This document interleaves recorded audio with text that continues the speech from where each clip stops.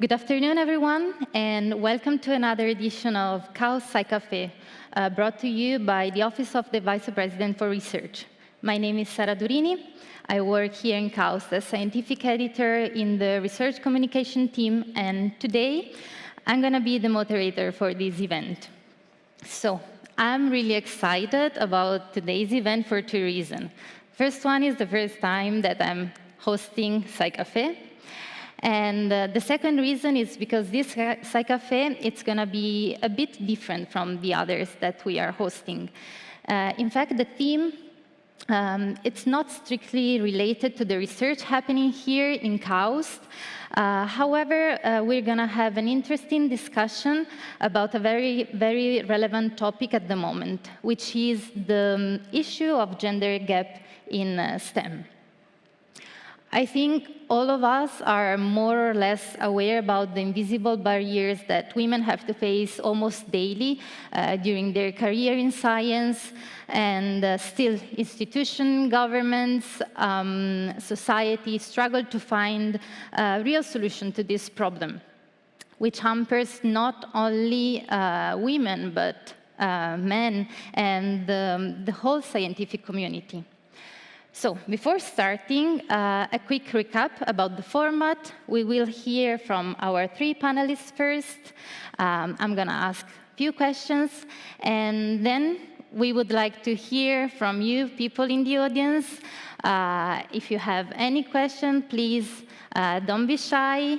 As my colleague Nadia always says, remember, there is no wrong question, so ask any question. You can also share your opinions. These are also more than welcome. And yeah, that's it. So I think let's get started. Maggie, if you don't mind, I will start with you. You're fairly new here in CAOS, so welcome to CAOS. Thank you. And I will ask you to please introduce yourself and tell us a bit about your role here in CAOS. Sure. My name's Maggie Johnson. I'm a new assistant professor in the Red Sea Research Center here at CAOS. Brand new. Cumulatively, I've been here for probably about a month, although I've only been just back on campus for the last week and a half, so I'm still getting used to things here. I'm a marine scientist, and I study how coral reefs are affected by changes in the environment that are driven by human activities. Thank you. Nicole, your turn. So please introduce yourself and tell us a bit about your role here in CAOS. Yes, hello. My name is Nicole Cheung, and I'm the director of Bioscience Core Lab here at CAOS. My team and myself are providing a state-of-the-art research infrastructure and technical expertise to support some of the most advanced life sciences techniques, including different generations of genome sequencing and mass spectrometry-based proteomics analysis. Awesome, thank you very much.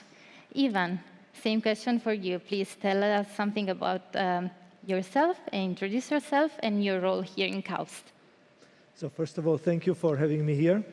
Obviously, I'm the other gender here, and in the minority, which is usually the other way around, and this is the topic here. So my name is Viola, and I am the professor in the computer science program, and also currently chairing the program as well.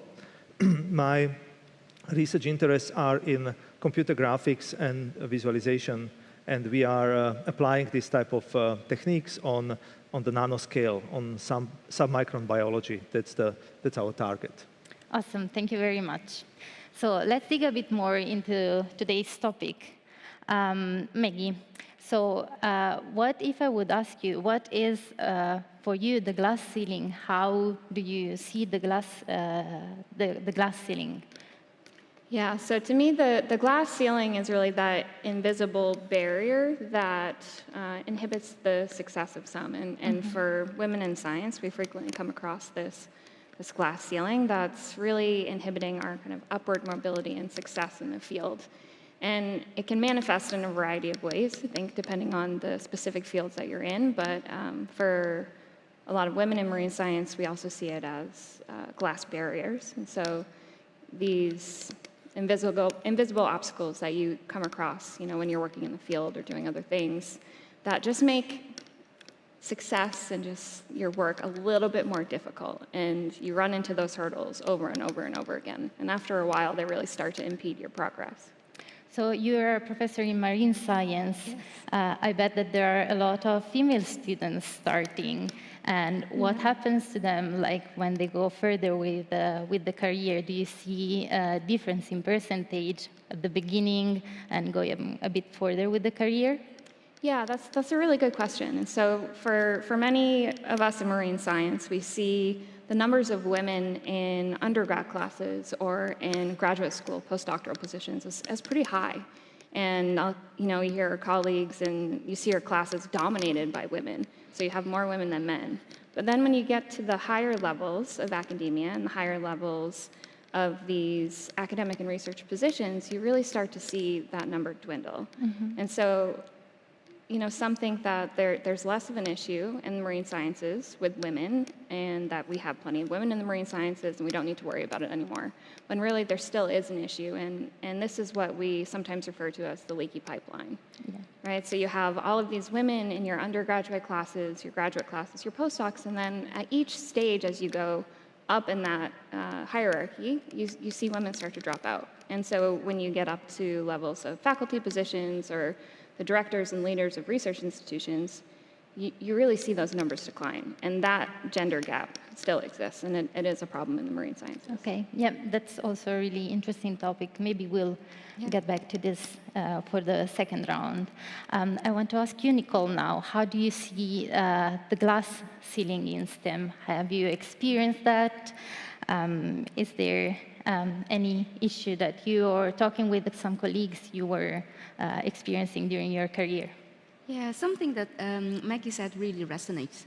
I think the glass ceiling is there. You might not be aware of that. It is invisible, but you know it when you bump into one. So I give you an example. My lab has some fancy and techy instruments that makes us quite popular for lab tour.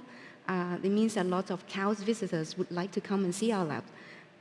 When I do lab tours, despite of me being the person who is speaking to the visitors, I sometimes would find that visitors would look away from me, or when they need to ask questions, they would turn to my male colleagues who is accompanying me for the tour. This is a small thing. However, it does remind me that the glass ceiling is there, it is real, and it can be at times quite frustrating. Thank you. Yeah, I mean, the glass ceiling, it's actually something difficult to see. Ivan, what do you think? Do you see this glass ceiling that there is for women? Yeah. And what's your opinion?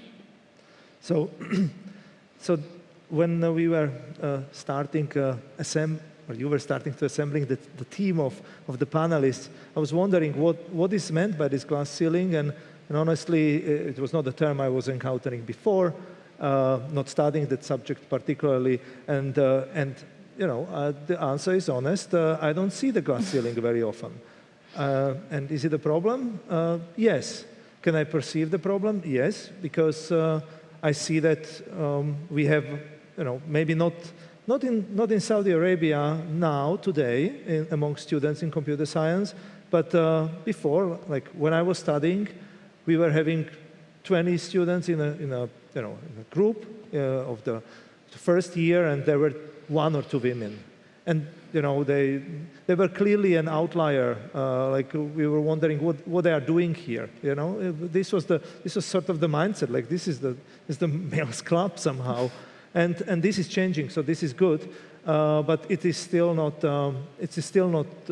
at a satisfactory level, especially on the higher levels of academic career. So I can perceive that problem.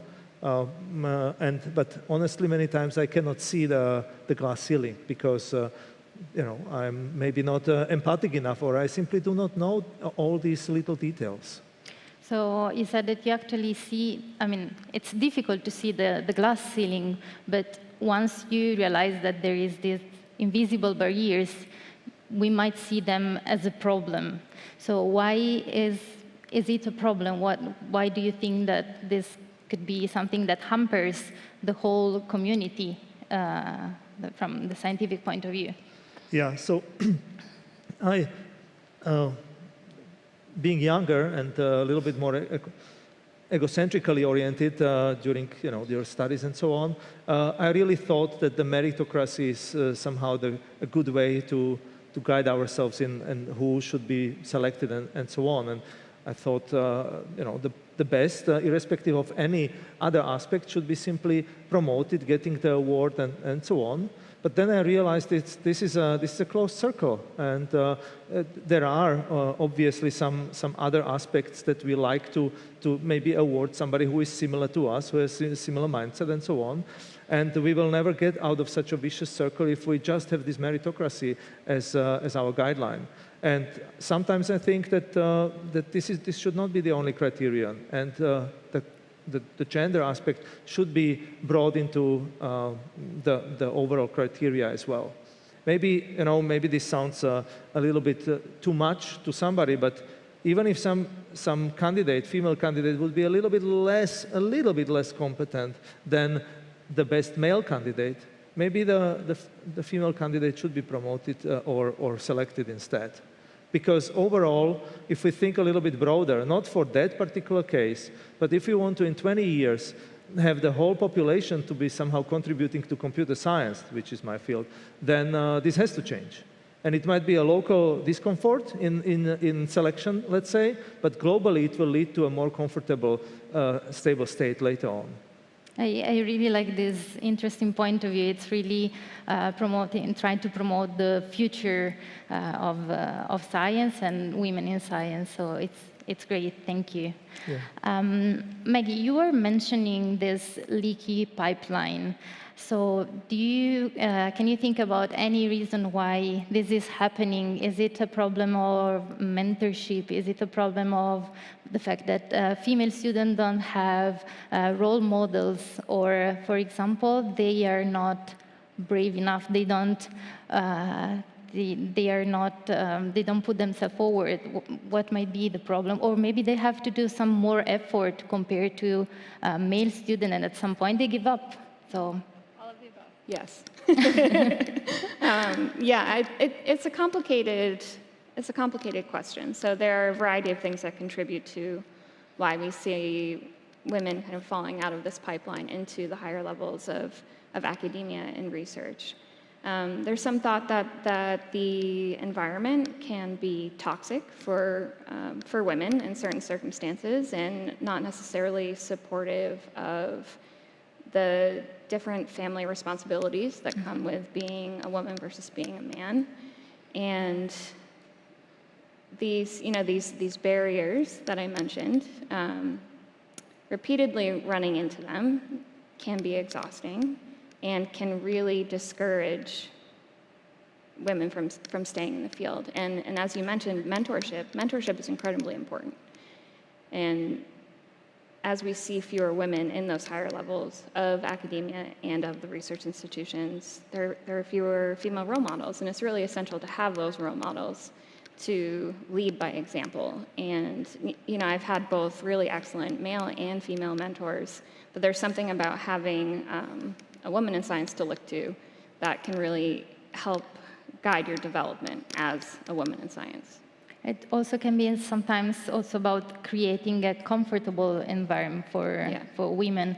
I remember once I was talking with a colleague, and she was telling me that when she was going to conferences, sometimes after the conference, then the participants were going for dinner, and they were inviting her, and sometimes she was saying, "No, I will not join," because she was not feeling comfortable being the only woman there. And I think that people should understand that instead of, for example, trying to explain her why she have to try to feel comfortable there. There's no reason for her not to be uncomfortable. They should understand that. And this could be solved by having more women in science. So this will not happen.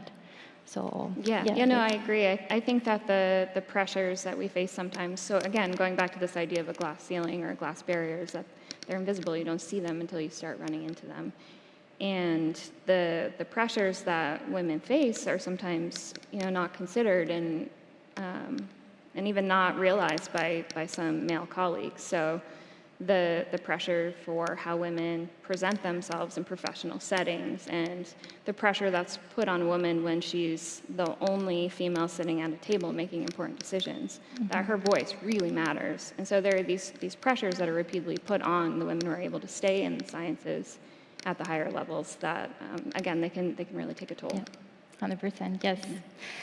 Nicole, what do you think, have you ever experienced that you had to do an extra effort being a woman in science? Do you feel that this is something that is happening?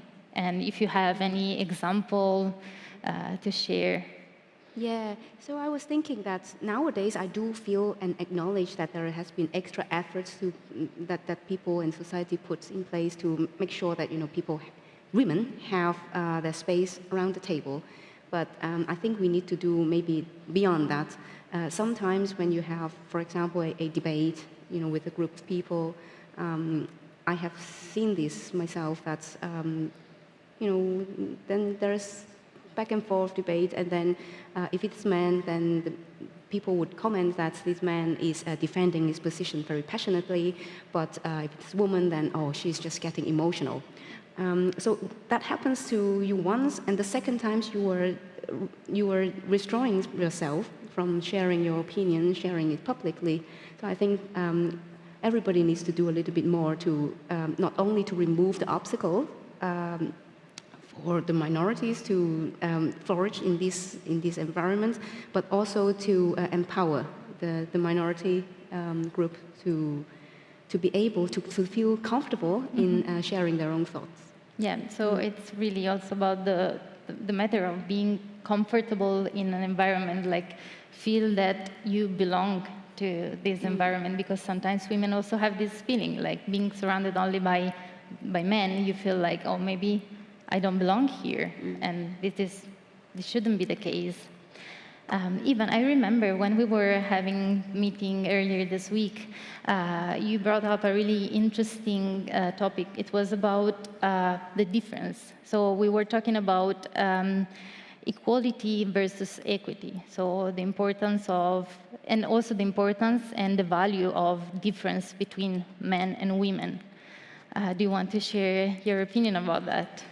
I would be happy to, but before that, I would like to somehow reflect on the situation with this conference which you have been mentioning. Please. And I can totally imagine myself convincing the only woman at that conference as a female delegate to say, well, come on, just go with us, it's not a big deal, But if I would be on a conference among 300 women, I will for sure not go for the dinner. I would feel really awkward, So first, if you don't take it from your side, you find that there is no problem. But if you flip it, you realize how huge this problem could be.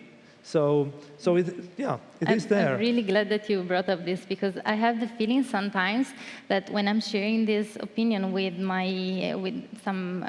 males, sometimes they don't get the point, even if they try to flip it. So, and also sometimes I really think that it's important talking about it, because sometimes men don't really get our point of view. And I'm sorry, I just want to give another example. I hope I will not be too boring, but like another time I was talking to a friend of mine, and I was telling him that, for example, when I walk back home and it's late in the night, I try to see what is the street that has more light. If I see a person coming towards me, I cross the street just to avoid any problems. And this friend, he was really surprised when I told him that. He wouldn't believe me. He was like, why would you do that? Why would you do that? Exactly. So sometimes I really think that it's a matter of talking about things and be more open and share our point of view. And then, men can understand us. So it's just a matter of talking from one side and listening from the other. So, yeah. And again, it's a matter of diversity. And again, we can understand that being diverse, it can also be a value. So. Absolutely. So I do think that the concept of equality needs to be formulated in a way of equal chances, than not that equal rules necessarily, and that changes a lot. So, for example, well, one example which I've seen in Europe, where we have a lot of work to improve, but if there are some funding schemes, they would typically acknowledge a parental leave, which is until today mostly taken by the mothers, but this, let's say, 1 year or even 2 years, because in Europe we are quite generous in terms of maternity leave. This will be also counted in. So, like, if there is a condition that you can apply within 5 years after your PhD, for mother who has had a child during that period, it will not be 5 years, and it will be 7 years.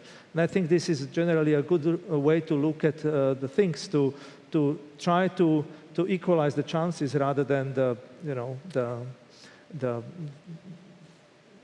level to reach, in a way. Of course, yeah. We cannot pretend that, especially when it comes to maternity leave, like, difference between men and women are not there. We have to acknowledge that there are these differences and try to find solutions that goes along with it.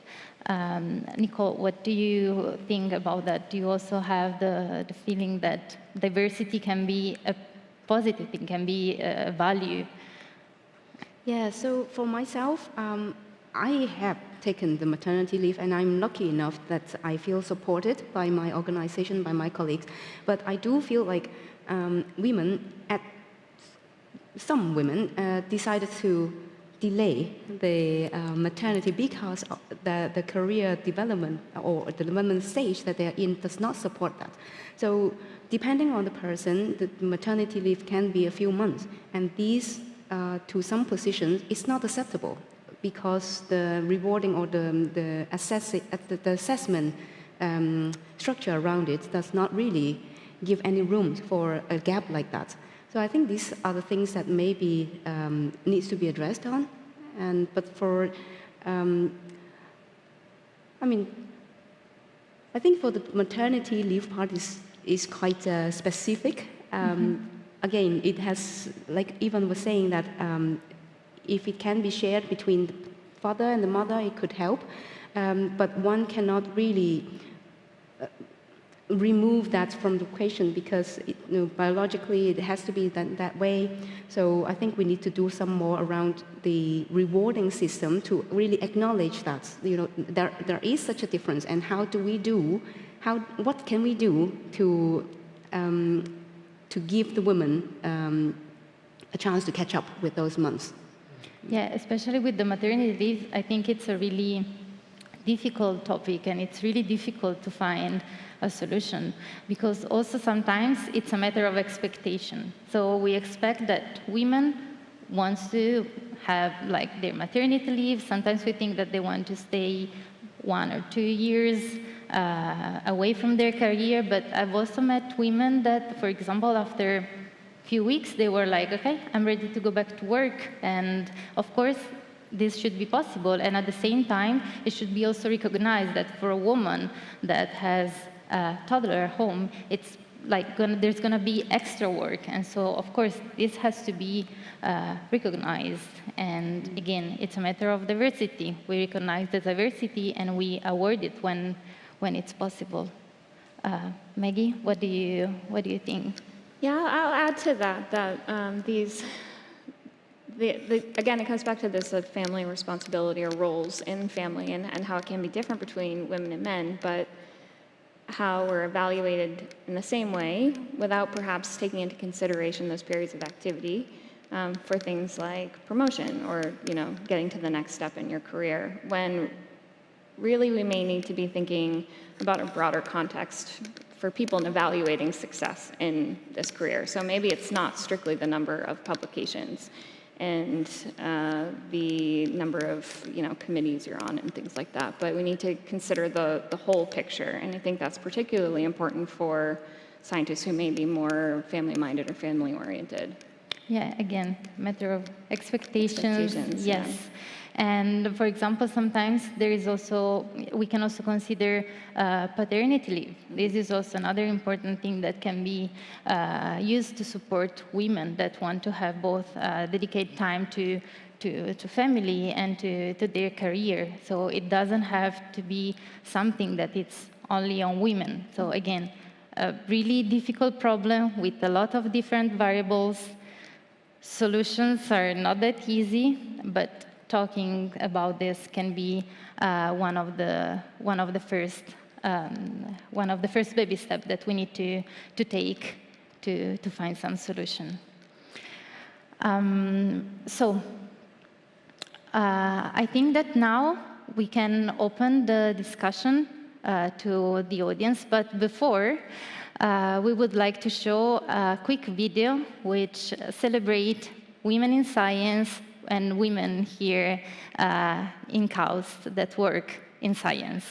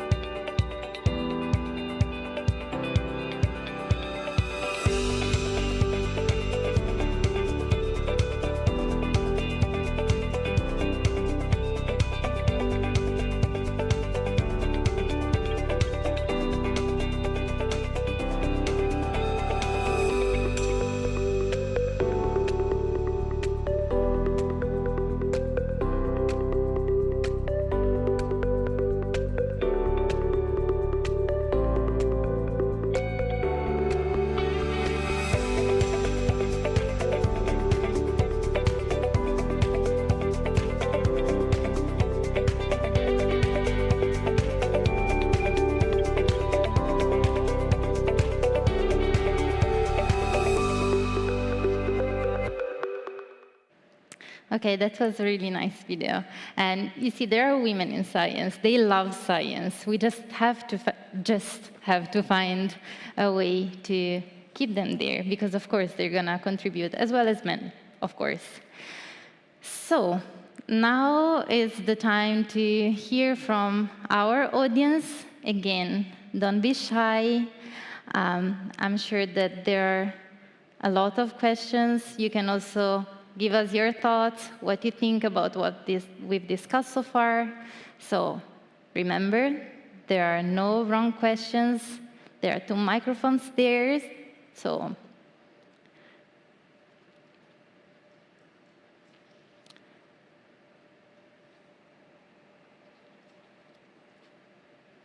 hello. Hi. Hi.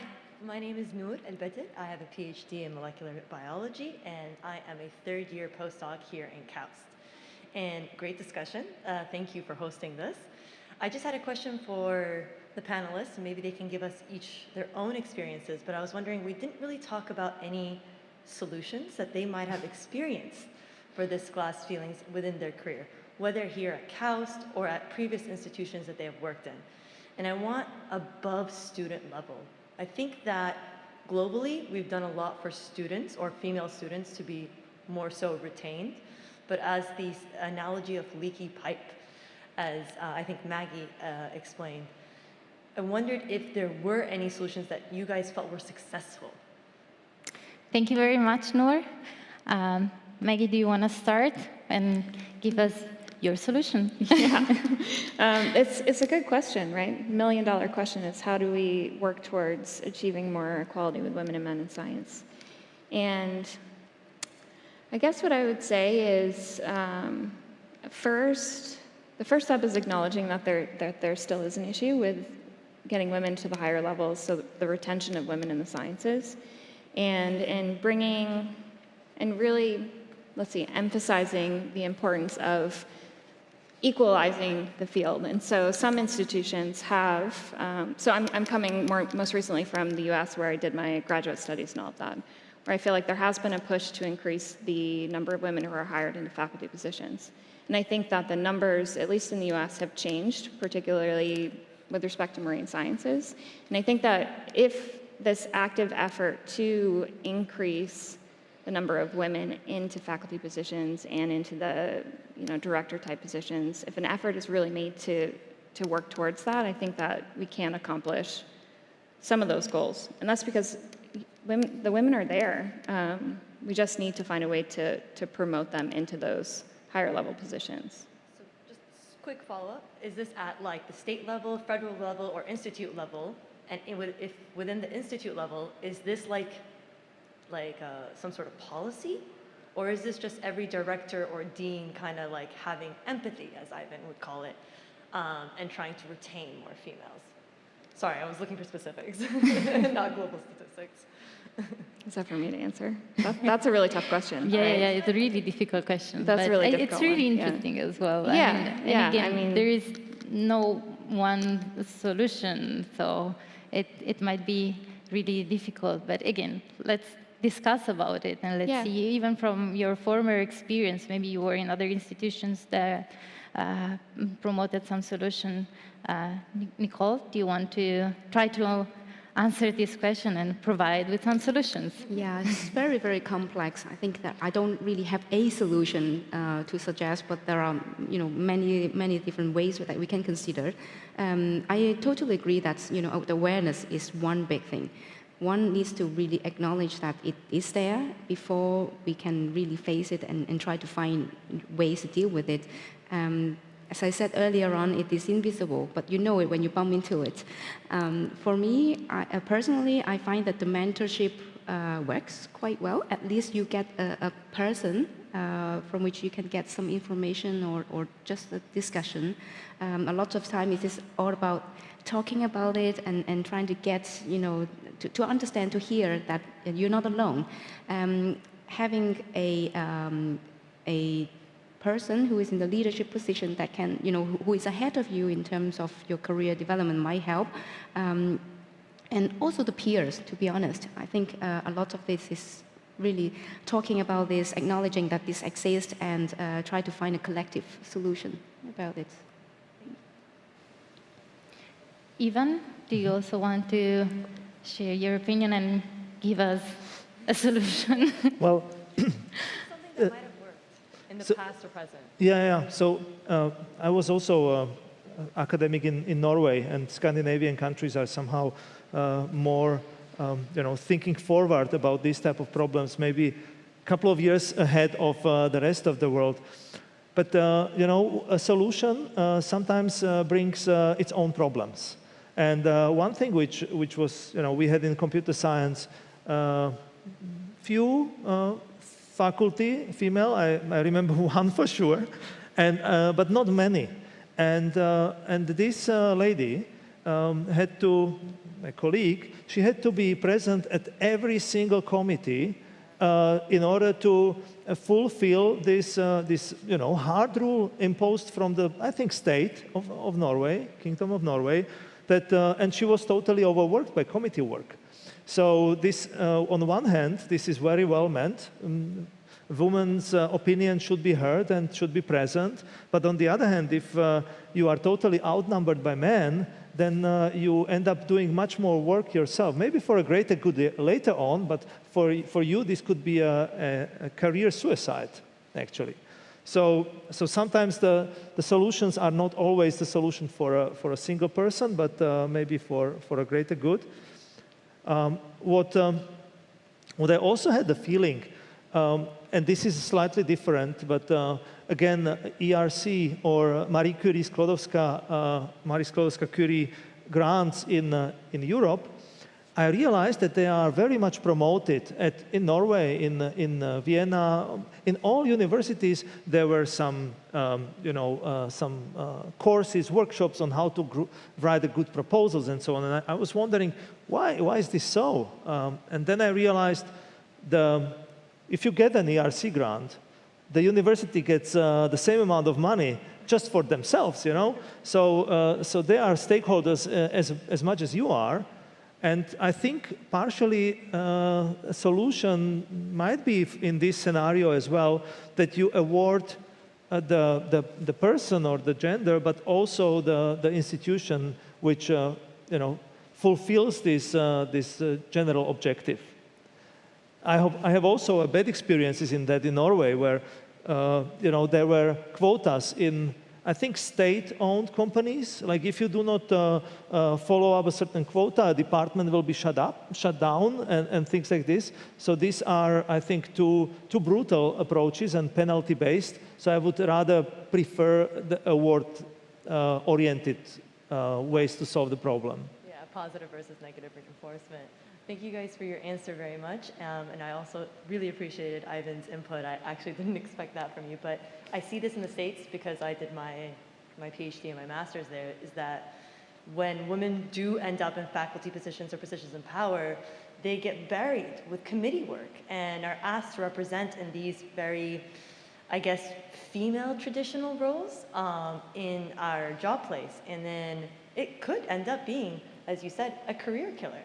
Yeah. You don't have time to focus on your lab or other responsibilities with these committees. So yeah, I do find that a lot of the solutions that have been put forward, especially by Western countries, haven't really worked.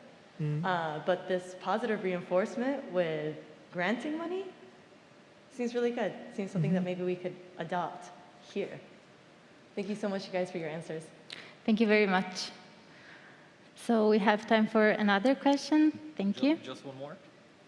I guess so, one or two maybe. I got two questions. Okay. So Go my ahead. first one's for Yvonne.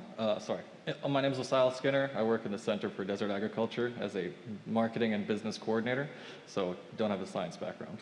But do you think rewriting history to include women who have made scientific discoveries along with the men who have already received recognition could change the perspective of women in science?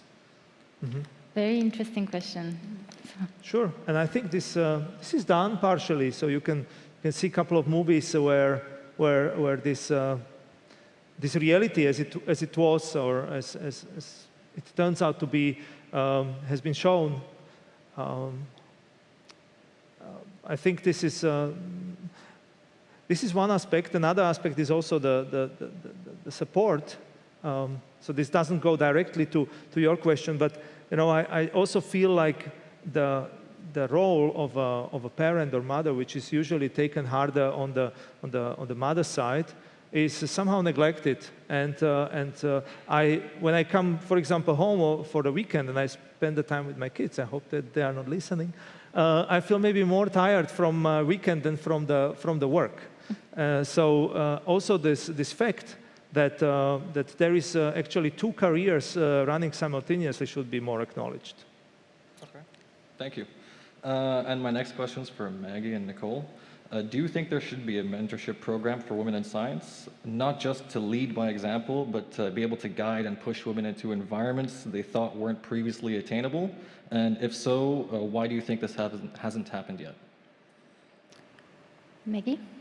Yeah, absolutely, right? So I alluded to earlier how mentorship can be really important for helping, early or junior career women get to the next steps. I think in some places it has been implemented, so I guess it depends on what level of mentorship you're talking about, right? So talking more about a higher level of mentorship, so like not a student, so more of a higher end faculty. Yeah, it's tricky because you need to have the women in those positions to be able to mentor the ones in the lower levels, and there aren't that many women in those positions, and so that could be a reason that some of that mentorship hasn't happened. But there will need to be a concerted effort to establish some sort of mentorship program like that. Who does that? I don't know. Is it at the level of something like a university, or does it go beyond that? I don't know. I think it can depend on the country you're in. It can depend on the field that you're in. I guess, yes, it's also about institution. Probably they would have to, and I think that now this is happening. So institutions are promoting this type of mentorship program, which I think that are, really useful, especially because it's not only about the career, but also if you have a role model and someone you can ask about the problem that you are facing during your career, maybe you can have some solution that you wouldn't think about. So I think that this is actually really important. Nicole? I think it is actually happening, but I would like to propose that this mentorship does not only include women, because myself as a woman, sometimes I might not even aware or might not even have time to stop and think about this glass ceiling. I believe that it is the same for men. So when you finally have a chance to stop and think about this, you get a lot more from it. So I think it would be beneficial for actually everybody to join this mentorship. Another thing is that as a manager, I mean, mentoring is one thing. Also, support your staff. Working mother, 2 jobs, totally agree with that. And if you have a staff whose child is sick, go home, take care of your sick child, and as a manager, trust that this person, when she comes back, she's going to do extra to catch up. They always do. So, just a lot of support to your staff and put yourself into her shoes might go a long way. Thank you guys for your answers. Yes, there is another question. Thank you. Hello, my name is Karina Kopec. I am a chemical engineer. I have a PhD in membrane science and technology. And I am part of a KAUST community, but I am not a KAUST employee. I work for SABIC, the petrochemical company. So for those of you who know, SABIC is the largest petrochemical company in Saudi Arabia, a global company with around 34,000 people, and around 20 of us is inside Saudi Arabia. So here in Saudi Arabia, I am the only non-Saudi female. And there is a good reason for that, and I will tell you why. And I really would like to bring this example as not really a glass ceiling, but as a brick wall that exists in Saudi Arabia, and people just do not know about it. And I think this is really something we have to talk about, because otherwise we do not change it, like that women got the driving license. Yeah, we had to talk about it, and it was changed. So, Maggie and Nicole, let me ask you. So I understood that you are married, you have families, correct? I'm married. Okay. Mm-hmm. So you brought your husbands here and children here to Saudi Arabia. They are here with you, right? Yes. Okay. So that means that you have dependents. Your husbands and your child or children are your dependents. So you are very lucky. Congratulations. Because I just want to add really quickly that I have been in this situation where my partner is also a faculty member. Okay. And so I'm in a little bit of a different situation. Okay, but in general, there are many women here at KAUST who are professors, scientists, and they have the sponsor ICAMA, and they have dependents here. So they are very lucky. All of you ladies at KAUST, you are very lucky, because I do not have that, I'm not eligible to have dependents. And this is something that is not told. This is why I am the only woman at SABIC in Saudi Arabia. There are, I think, another 2 women at Dow and in Saudi Aramco. And I really would like to bring it to your attention because, there are many master students and PhD students who leave KAUST, expat females who might want to find a job in industry in Saudi Arabia. So you cannot have unfortunately, you cannot have your family here with you. And I think this is a big problem. The law is actually that only females who are hired in medical and education sectors, such as hospital, university, school, only those expat females can have dependents. And I think this is a kind of obsolete law. It definitely will change at some point, but people just are not aware about it. So I think we should talk about it. I think that KAUST actually has a power and has an interest to change it. So I thought I will talk about it here. Thank you. Thank you for sharing. And yeah, I think that it's also something that definitely needs to be discussed and possibly will change in the future. And I think it's also not something that depends only on institutions and government, but it's also something that still depends on society. So, because for example, as a woman, it's also difficult, even if you have the possibility of bringing your partner here as dependent, I think that it's more difficult to accept for a man, correct me if I might be wrong, to come here as dependent than a woman coming here as dependent. I've heard stories about this, so it's still also about the way of people think that it's also something that we need to change. It's also a matter of mentality. So yeah, this gender issues are something that it's a problem in STEM, but also sometimes it's still something that it's in our society and in our mentality. So maybe I have something to add to that. Please, again, yes. A little bit of reflection. So I happen to have a friend who is married to a professor in business in Vienna, and I consider him really that he's a very skillful man, and he has decided that he will stay with the children, and the whole career path will be for these years given to his wife.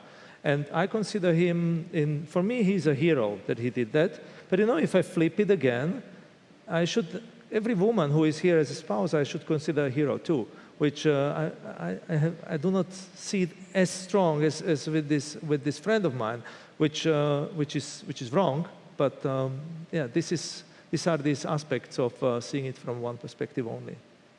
Okay, thank you very much. I think there is just the last question, please. Go ahead. Thank you. So I'm a PhD student in computer science. So comparing to you and the stories I've heard just now, I'm from the more junior perspective. So I would want to ask what kind of words or suggestions you would like to give to me. By me, I'm saying boys, girls at the PhD or bachelor's or even younger generation, so that we can project to the future in our lives. Thanks. Okay. Quick round for the answer. I would say that one thing that you and men in general can do, that anyone could do really, is to be an ally to women. And that can be done in a variety of ways. So, listening when your female colleagues are telling you that some of these things are happening, being open to listening, and supporting them. And if you're in meetings and you see that a woman is having a hard time speaking up, advocate for them, support them. And these may seem like small things, but they are very important. And it's something that we can do on an individual basis. Thank you. Nicole? I think support, if it's really a big thing, trying to see the perspective from the other side is also important. Just be aware of the potential differences and differences in feeling as well. Thanks. Ivan? Yeah, well, so trying to be empathic as much as you can, more than me when I was in your age. And also, I have the feeling that men, when they have a discussion, they are not very bothered by jumping into each other's sentences, and the conversation it's lively and nobody sees a problem. But a woman would probably not do that. That she would interrupt and jump into a discussion, and you need a little bit maybe more encouragement for giving a female member the word, and we should be aware of this. Thanks. Thank you very much. So in the interest of time, I think I have to hold off the questions now. Thank you very much. I hope that this was an interesting discussion. I hope that you got a sense of how important it is to keep on talking about this issue this gender issue in STEM. And I just want to conclude by thanking you in the audience for coming here, for joining us, and for the very interesting questions. And please also join me to thank our 3 amazing panelists. Big round of applause. Thank you.